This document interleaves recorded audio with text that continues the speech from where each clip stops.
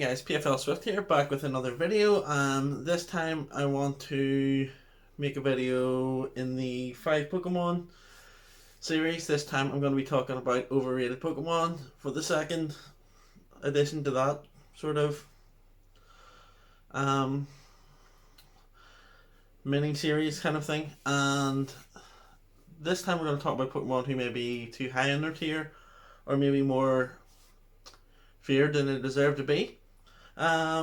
So remember to leave a like and subscribe if you like the comment, click the bell icon so you get notified, and comment the keyword which I'll be dropping somewhere in the video if you make it there. First off, I want to talk about Bisharp. Bisharp is a Steel Dark Pokemon which is quite powerful. It gets knockoff as one of its staples. It gets Iron Head, it's Stealth Rocks, it gets Defiant ability which boosts its attack if something gets lowered. It's a very good Stealth Rock, or it's a very good Sword Stance Pokemon in general.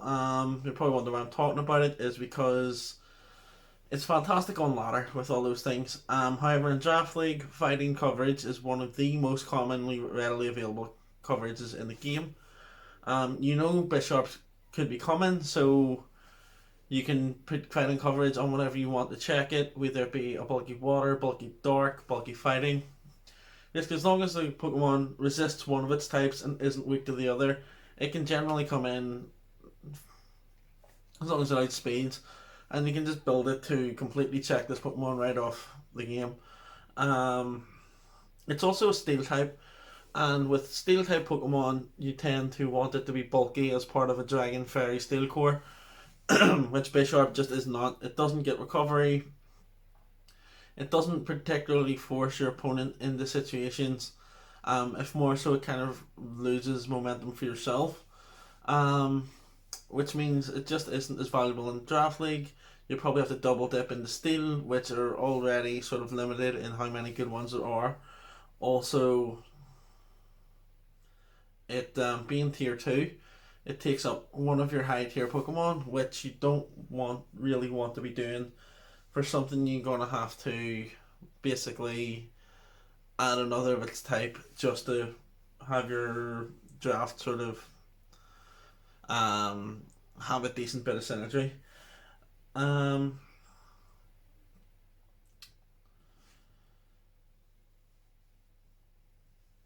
think with Bisharp also, you kind of want, you also want your dark type to be offensive, which covers the dark, psychic, fighting type coverage. And then also, for the same reason, it's not fast enough. Being quad weak to that, being weak to ground, fire, all the regular sort of types, they tend to become quite a lot offensively in general anyway. You'll find that the list of Pokemon it can come in on and actually do the damage without getting taken out itself gets lower and lower. Even with bulky Pokemon, if it can't one-shot, they could probably just have the coverage as being anyway. Berries too. So say it's a dark type or a psychic type, they could probably run a Focus Blast or even Hidden Power Fighting with the Colbur Berry. Fairies too with the Kebia Berry, I believe. Can't quote me on that, but it's a lot of berries to remember. So it's easy to see why something so easily countered, being so high tier, could be negative to your draft. Second up, I want to talk about Toxtricity, which is another one of those coolest Pokemon I've seen design wise. It's electric, it's poison, somewhat okay. It's got decent special attack, okay attack, with 3 main moves for its special attack with Sludge Wave, Overdrive, and Boom Burst. All 3 are very good to have on a Pokemon. However, I find that its coverage from there, especially, is just non-existent, and physically is where it gets the better coverage. However, being a lot weaker,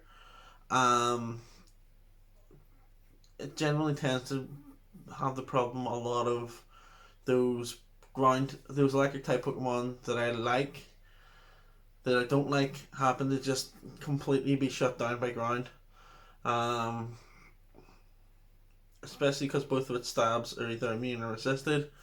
It does get shift gear, which you can use to boost its speed and attack a little bit, but I find that even with that, bulky grounds just completely shut this out of the game. It's the same as sort of toxicity in the way, or not toxicity, circuitry. I think this one has 75 speed, so it's relatively slow too, which means it being quad, weak to ground, even non-stab ground moves can basically take this thing out of the game. Um, and therefore it makes it a tier 2, another one of those Pokemon that just makes it more of a burden than a benefit. Um, Especially since it does get good coverage, but it's all on the physical side, which just feels like a bit of a waste, honestly. Number 3, I want to talk about a Pokemon that should be top tier, I believe, maybe second, but it's also one that's banned in a lot of draft leagues, and I don't think it deserves it anymore. I'm talking about Mega Kangaskhan, and the tables have turned for this Pokemon. It used to be the Lord of VGC. Um, and it had been banned for so long, and rightly so. Like, it had been banned from like almost the start of X and Y. Um, it gets somewhat decent coverage. It gets Wish, however, it also got um its ability Parental Bond nerfed. Which Parental Bond is the keyword of the day. If you make it to this part of the video, comment that down below, and I know you've watched at least most of the way through. People that watch my videos, it is massive. I'm massively grateful for that. It's kind of mind blowing that people do click on the videos, and I really appreciate it because I genuinely love talking about Pokemon, talking about these things, and it's one of those things that you get out of life, you switch off, and just enjoy the game. But continuing on, the main reason Kangaskhan is slightly too feared, I believe, is you can take a bulky Pokemon. It's normal type, so it doesn't get any super effective off its stab. Um, and for that reason, any bulky Pokemon with Rocky Helmet kind of tends to just chip it down and whittle it away, especially with its recovery. You know, like the likes of a Rayuniclus or anything that resists the Drain Punch that's trying to drain its health back up. Um, sorry. There's also the likes of Garchomp, Druddigon, Verathorn with their abilities kind of chip it down a bit quicker too. Quillfish too. So there's ways you can just completely shut this thing out of the game. Even quicker if you have a Pokemon with that ability. If you don't, it doesn't really matter. You can kind of do it with any bulky Pokemon with Rocky Helmet. Bearing it isn't weak to Drain Punch. And you can somewhat hit it back. It could run Wish. Realistically, you could status it with Will-O-Wisp or whatever, and basically just completely shut it down. Which is a shame, normal type being my favourite type. I feel Kangaskhan is a great Pokemon, but when it comes to draft leagues, it has that curse where it's anyone can prep for it. Like a national dex ladder, it's probably a little harder, but in draft leagues, you see the Pokemon there, you know they're coming, you know to draft for it, and you can just basically completely shut them out of the game. Number 4, Blissephalon, and this Pokemon has mammoth attack and has great speed, decent typings, and it has so much potential to be fantastic, but it mainly just has Ghost, Fire, and Dark. So if you've got a bulky normal, a bulky fire, a bulky dark type, you can basically just wall this thing out of the game. It gets no coverage on that whatsoever, and its most powerful move, Mind Blown, also takes half of its health away.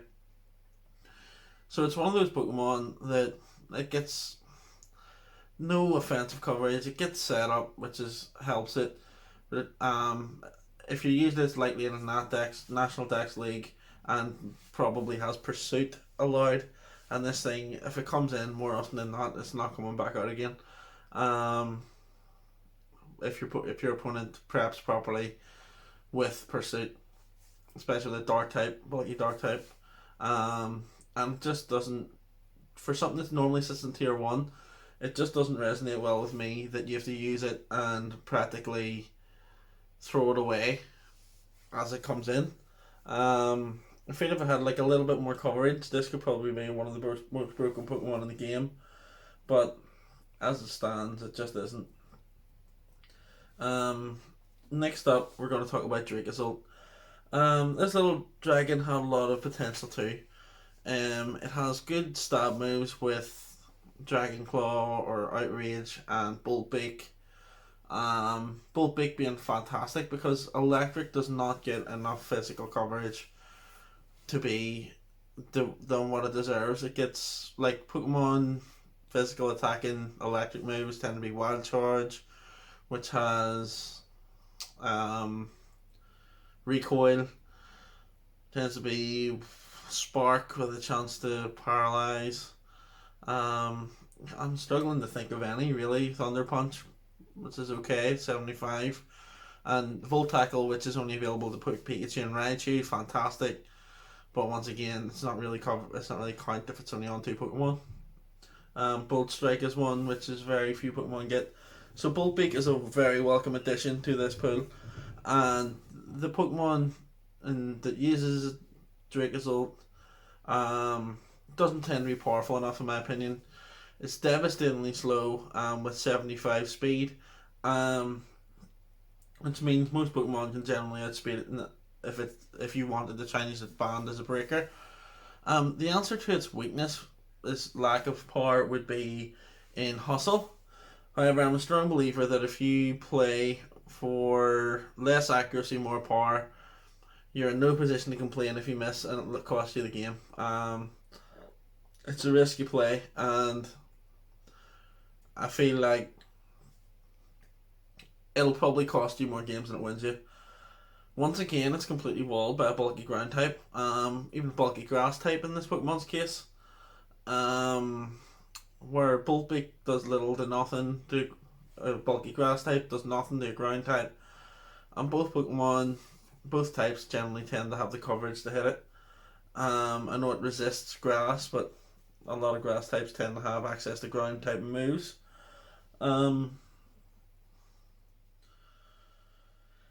It could potentially get better when Sand Rush is available, but even then, it's still going to have the same problems where the bulky ground wants to come in, and with it being a dragon, once again, you want it to be part of that core.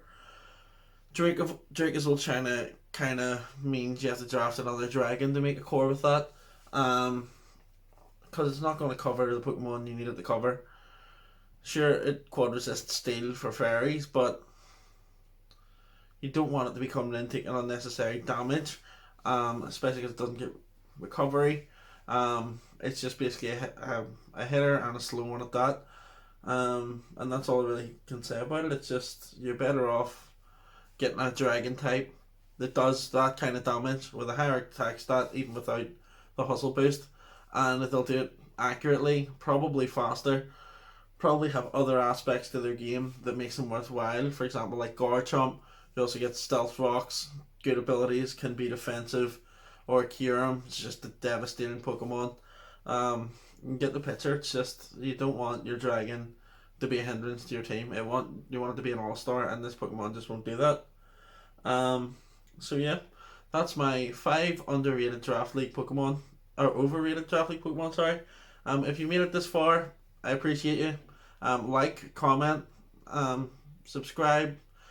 Any Pokemon you want to hear me talk about in the future, anything you feel is underrated, overrated, just let me know down below. If you disagreed with any of the Pokemon on this list, I'd love to hear all about it. And if you're into Draft League battling, there's now starting to build a bit of a backlog.